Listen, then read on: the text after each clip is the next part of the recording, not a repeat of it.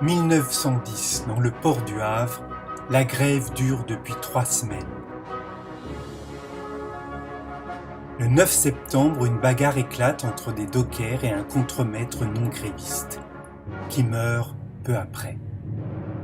Le lendemain, Jules Durand, secrétaire du syndicat des dockers charbonniers, est arrêté, inculpé de complicité d'assassinat.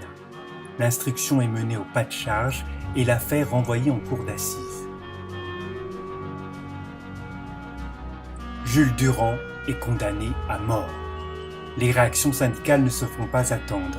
Des milliers de manifestations se comptent en France et à l'étranger.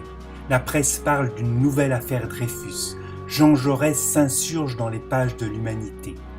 200 parlementaires se mobilisent. Et le président de la République décide une grâce partielle.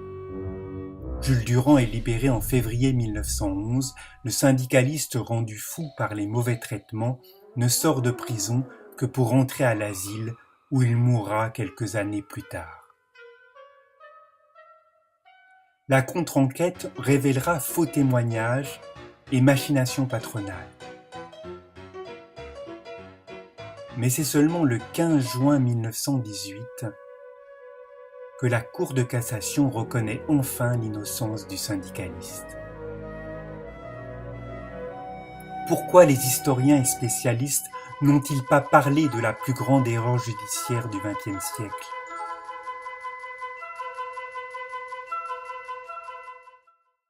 Au terme d'un siècle de silence et d'oubli, la réhabilitation publique de Jules Durand était attendue.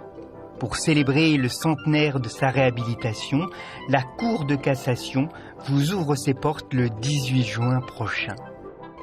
Venez nombreux vous joindre à cet hommage républicain.